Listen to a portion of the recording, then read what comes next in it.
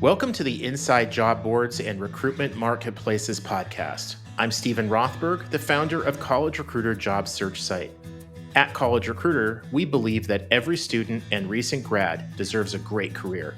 And I'm Peter Zollman, founding principal of the AIM Group, the leading global business intelligence service for marketplaces and classified advertising companies. We consult with recruitment marketplaces companies and publish AIM Group recruitment intelligence and a free weekly digest. We also host the annual Global RecBuzz Conference. This is the podcast for you to learn more about how to create, manage, and work with general, niche, and aggregator job boards and recruitment marketplaces. Hey, Peter, it is great to be with you. If it's a today, it must be a podcast. You sound like a program reminder for one of the big morning shows in the United States.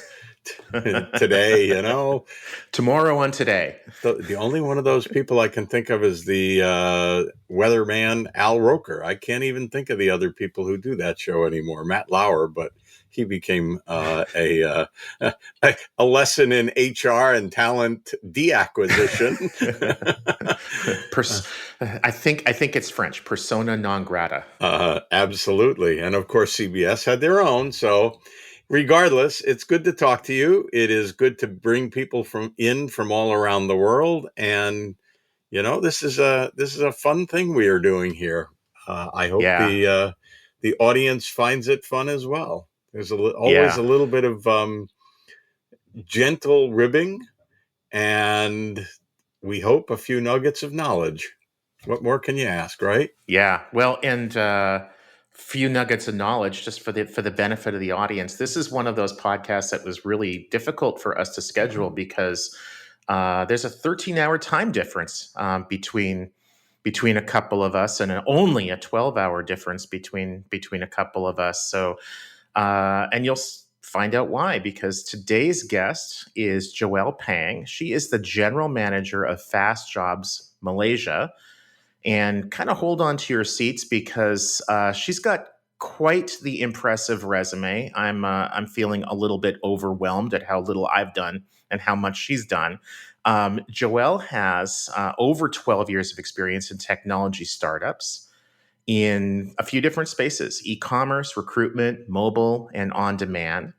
She was the founder of two startups, one of which she exited after leading it to become Singapore's leading fashion e-commerce platform. I can be qualified to do e-commerce, but not so much fashion. We can see your clothing today. Definitely not fashion. Yeah, nobody has ever accused me of being fashionable. Although that looks like the Zelensky drab olive T-shirt. Yes. So you qualify for that.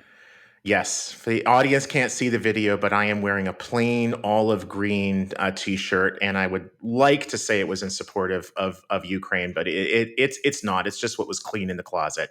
So Joelle's company, FastJobs Malaysia, and its sister site, FastGig Malaysia, they focus on helping to connect low-wage job seekers to meaningful employment opportunities. So I'm really looking forward to learning more about that. Joelle, welcome to the Inside Job Boards and Recruitment Marketplaces podcast. Thank you for having me. We appreciate that you got up and stayed up. It's only 8 p.m. in your area, so we didn't ask you to stay up too late. We tried this once before. Somebody had a microphone problem. I won't say who, but it wasn't Stephen. And that didn't work, but you had stayed up until midnight. So and you would have been up till 1 a.m. We really appreciate that. It is good to talk to you. We obviously saw you at the AIM Group's RecBuzz conference in Barcelona in 2019. This year we had Huishan Lim spoke at the conference at RecBuzz Amsterdam. Can you talk a little bit about the major differences between how job boards, recruitment marketplaces operate in North America, Europe, and Asia, and specifically Malaysia, but Malaysia, Singapore, and Southeast Asia? What are the differences? I would say that in terms of job boards, so for for Fast Jobs, we focus on the low wage or the non-executive blue collar segment of the workforce. So everything moves really fast in Southeast Asia. And when we are talking about, and we are called Fast Jobs for a reason. So in terms of the segment of the workforce that we are focusing on, a key difference really is that we are talking about hiring in huge volumes and in an extremely compressed timeline. So the kind of job seekers that we are helping to connect to job opportunities are, people who work in your retail, F&B, hospitality, warehousing, logistics, customer service, administrative staff. And sometimes you're talking about hiring 100 or even 300, customer service or customer facing retail store associates to support an opening of an outlet. So definitely a lot of what we are looking at is very fast paced, high volume, urgent hiring. And I would say that that's a key differentiator, because what we are also looking at is that we do have a high percentage of non-executive job seekers over here in Asia, and in Malaysia itself, we are talking about 75% of our workforce falling within this segment of the workforce that we are connecting to job opportunities for. My co-host, Stephen, also does a high volume hiring podcast. What's different about high volume hiring from onesies or fivesies, if I can make up a word? Yep. So I think that's a great question, right? Because the vision for us at FastCo has always been to reduce the disconnect between the white collar, recruiters and also the blue collar job seekers. And this exactly falls within the question that you're asking. Because if I were to ask you, Peter or Stephen, if you're looking to hire a senior marketing manager, maybe you might say, okay, it'll be really optimistic if I get a great candidate to join me in 2 months' time. And after serving their notice, maybe 3 months' time. But if I'm a restaurant owner looking to open 3 outlets in the next month, I'm talking about hiring 100, front of kitchen, back of kitchen helpers, service crew, and I need them here in 2 weeks' time so that they are going to be trained and ready for the grand opening. And if I do not get the sufficient number of candidates or workers in my organization or my restaurant in time, we are going to be talking about rental. We are going to be talking about operational costs that's going to be incurred, and we are going to be talking about missed economic opportunities simply if we do not hire in time. Yeah, that is really insightful and very much the same in North America and Europe, that the speed to hire, not just the how long it takes you to fill in the application form, but just when you get back to the candidate, when you extend the offer, how fast you're able to train and onboard them. The fastest employers win. One of the things that I think plays into the speed that really helps FastJobs and FastGig is that, if I understand correctly, you're mobile first. And in North America and Europe, there are certainly mobile first job boards and recruitment marketplaces, but they're unusual. The vast majority of niche sites either have no mobile app at all, or it's hardly used. Most of the job boards and recruitment marketplaces, all the action is on the website. Do you have a feeling for why there's that difference? Is it just a fast jobs and fast gigs thing, or is that common in Malaysia, Singapore?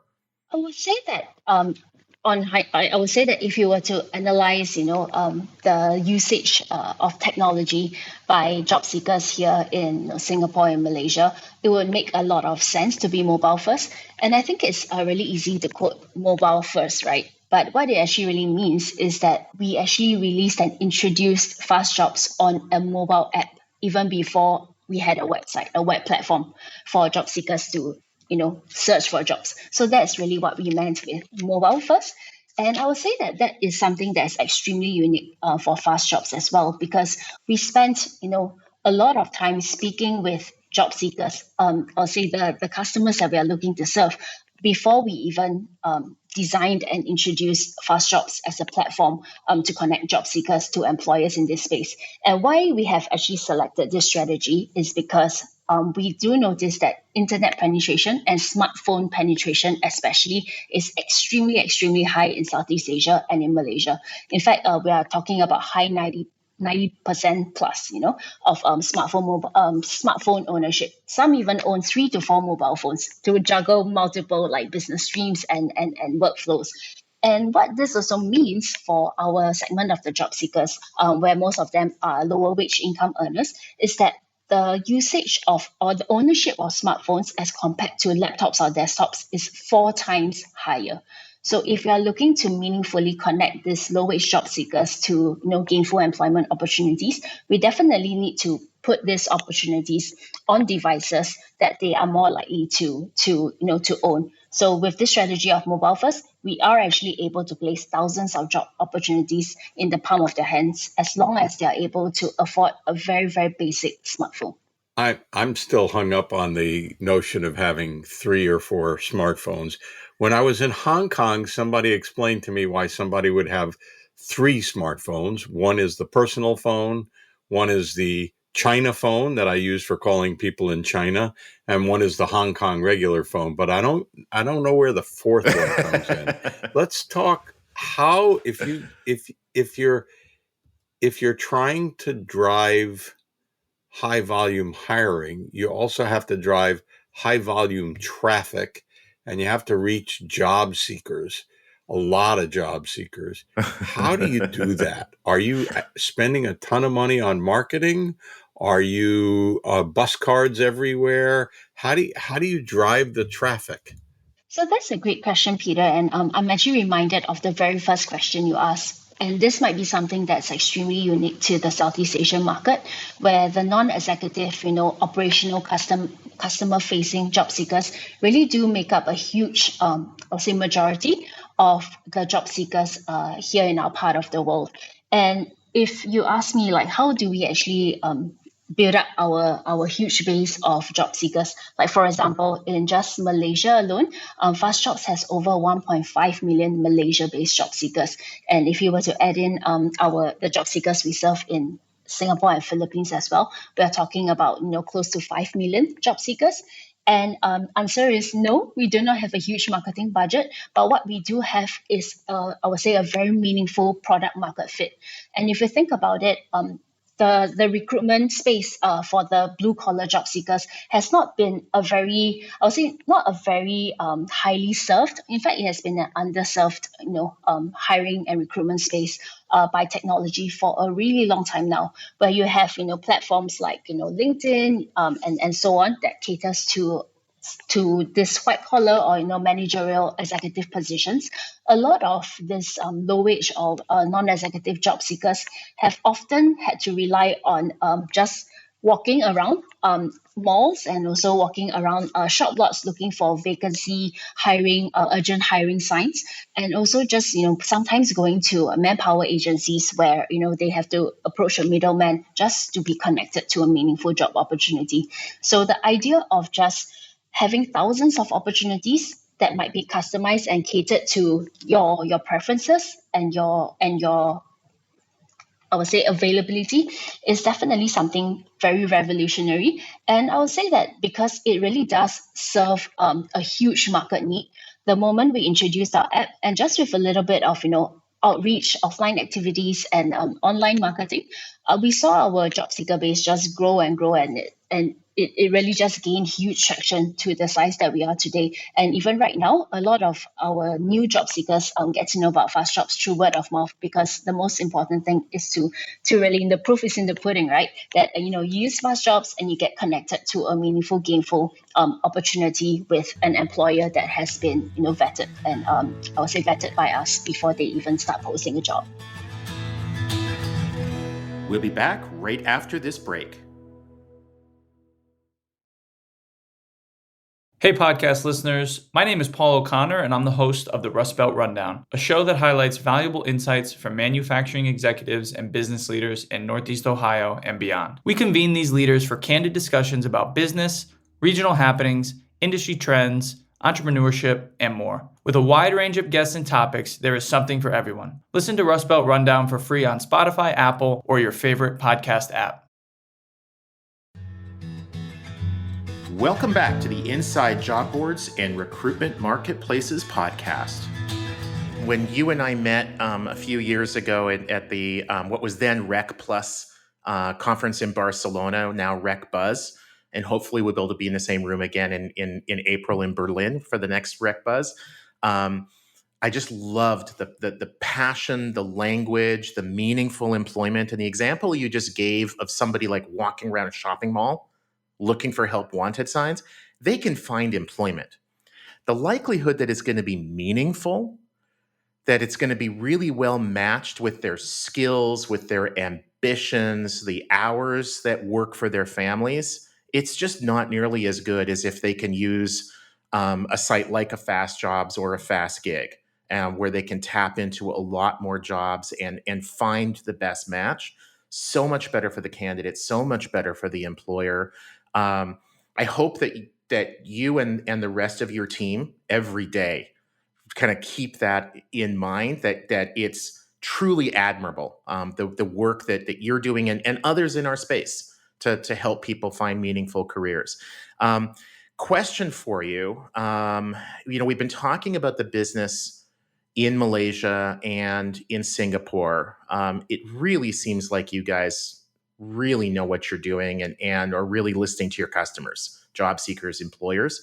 Are you planning on bringing that success to other countries? So definitely, I think that our focus is on uplifting the livelihoods of these low-wage workers in Southeast Asia. So definitely we had a great start in Singapore, where we are headquartered. And Singapore has always been this unique mix where the ratio of blue-collar to white-collar job seekers is about 50-50. And then, of course, our next market being Malaysia, that percentage of the market that we serve goes up a little to about 75%. And if you look at the opportunities in the other countries in Southeast Asia, Philippines, where we are also based, or even Vietnam, Thailand, Indonesia, we are talking about the blue collar non-executive workforce taking up 90 plus percent of the total workforce in the respective countries. So definitely huge opportunity. And when we talk about opportunity, it's not so much just how can we grow our footprint, or how can we get more customers, get more job seekers. But I think what really drives us as well is really the scale of the impact that we can make, because our vision is really to uplift the livelihoods of these low wage income earners in Southeast Asia by using technology, of course. Sounds fair. You mentioned Vietnam, Thailand, those places. Would the same app and the same approach work there? I mean, are you actively and aggressively looking at those markets, or are you just kind of thinking they might be good places to go eventually? And I don't want to ask you to give away trade secrets, obviously. Oh, I do, though. I do too, but not on the podcast. We do that for AIM Group Marketplaces report. The three of us will just keep it between ourselves. Yeah, Nobody okay. will. Yeah. Okay. Yeah. So no worries. Let me just put on my hat as a regional business developer, right? I will say that it isn't so much a trade secret or so much of are we just going to launch our app wholesale? But what I would say is that in this non-executive blue collar space, recruitment itself is still very much a traditional industry. And what I have came to realize over all these years is that the more, I would say, the more traditional an industry, the more localization it will take in order for it to gain traction and to also build up a meaningful footprint in terms of both getting clients as well as job seekers. So of course, it is really sexy, right, to be saying that, well, we are planting a flag here, we are planting a flag there. But I think what is most important for us is to find meaningful product market fit, because FastCo as a company and with the ethos that we have, we're really here to build a sustainable business where doing good is part of doing good business. Sounds fair. So March 14th, you're going to be opening. I'm just kidding. Sounds good. Are there any specifics about a gig platform on mobile that really work, or really don't. And I think I got one more quick question after that. So I would say that, beyond just talking about the features and what FastGig, has to offer, I would actually really love to talk about why FastGig was even introduced as a platform to complement what we do at FastJobs. And it really just goes back to the why, of FastJobs itself. And our vision has always been to create equal access to job opportunities for everyone, including the low-wage workers, including the non-executive job seekers. And what we have really seen is that, let us not forget the pandemic. I know we don't want to talk about that anymore, but that has happened, and it has really changed the way we look for jobs. It has changed our relationship with jobs in just that 2 years alone. And what we have really seen is this huge shift in the hiring and job seeking space, is this increasing need for flexibility. And it's also a time where workers, not just white collar, but even blue collar, job seekers all around the world are finding an increasing need for, flexibility. And it's not so much just a case of, I want work-life balance, or, my priorities have changed. Of course, those are reasons too. But a lot of times in the segment of the workforce that we help and support and hope to uplift, a big part of why they require this flexibility is because caregiving duties in a lot of their households have shifted. So, job seekers who may used to be able to put up their time for a 6-day work week, a full-time role, which requires them to work 5 to 6 days a week, is simply just not able to do that anymore. And instead of just discounting this entire group of, job seekers who used to be able to work full-time and consider them as no longer relevant to our job seeker or our platform, we started thinking, hey, circumstances may have changed. And also job seeking behaviors or requirements may have changed. But how do we as an organization keep in mind our vision to continue creating equal access to job opportunities, even if the format of the job opportunity might have changed? And that is actually the genesis of FastGig, where we are also helping employers now to meet their operational needs, because even in our part of the world, it has become more and more challenging to hire post-pandemic. So right now with FastGig, we are helping job seekers in whatever format and whatever available time that they have, whether it be just weekends for some students or a few days a week for stay-home moms who still want to contribute and participate in the workforce. We allow them and give them the opportunity simply by providing flexible gig work that allows them to contribute whatever free time that they have to still earn a gainful income for themselves with respectable, reputable employers. And of course, this is also where we are really thinking about how can we enable and also empower our employers to still meet their operational needs, and also tap on what we call a hybrid workforce that is made up of both full-timers as well as freelancers, not only to meet their operational needs, but also to help them to keep a lean and on-demand workforce that is also supporting their daily operations. Because let us not forget that the recessionary pressures are also looming in the background. And I think this is really how we are really, I would say, thinking not just about the solutions, but really thinking about what are the problems that we exist to solve. Well, that also answered another one of my questions, which was, can you explain the difference between fast jobs and fast gigs? And you just did very, very well. So I'm going to bring us full circle with the final question, and then we'll wrap up because we're running a little long, but that's always good. How many mobile phones do you have?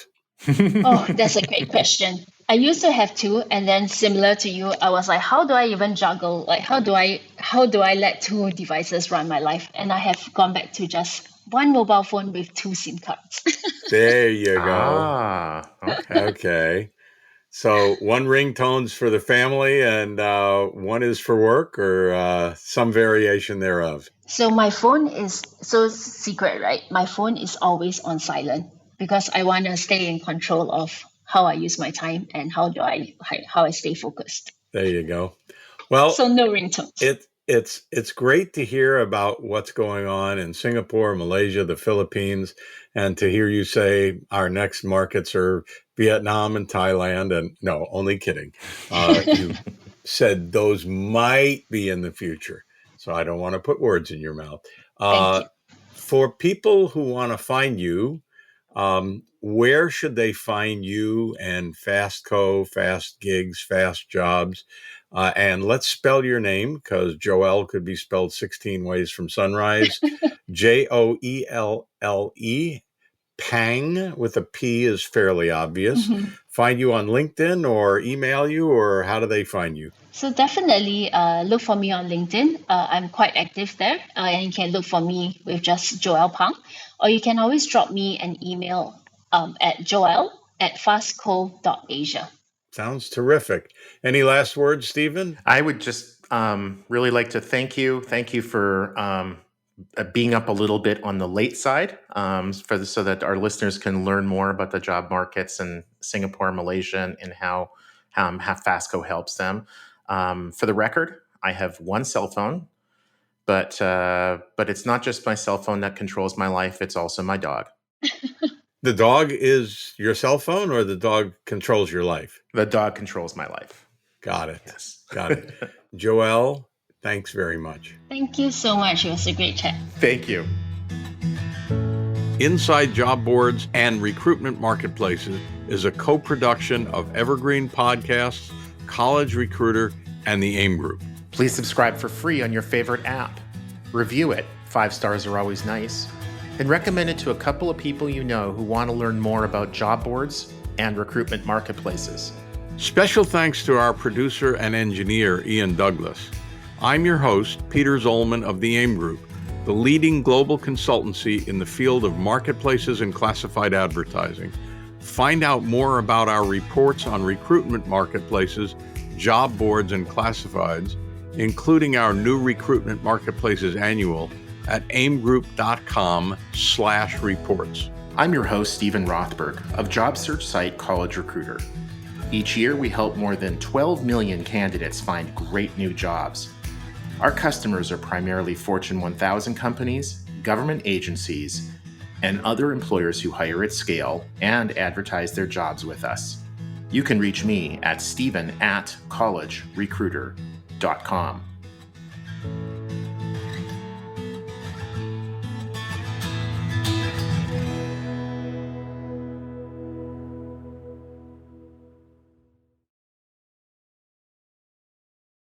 Welcome, change agents, to your go-to place for stories that ignite your spirit, fuel your purpose, and connect us all.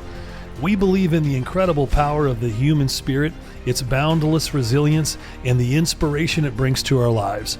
On the Driving Change podcast, we'll journey together through the extraordinary yet very relatable experiences of some of the most amazing people on earth. Our mission?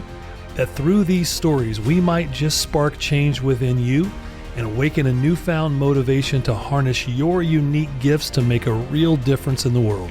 So get ready to be inspired and join us on this incredible adventure. You can find the Driving Change podcast on Apple Podcasts, Spotify, iHeartRadio, or wherever you love listening to your favorite podcasts.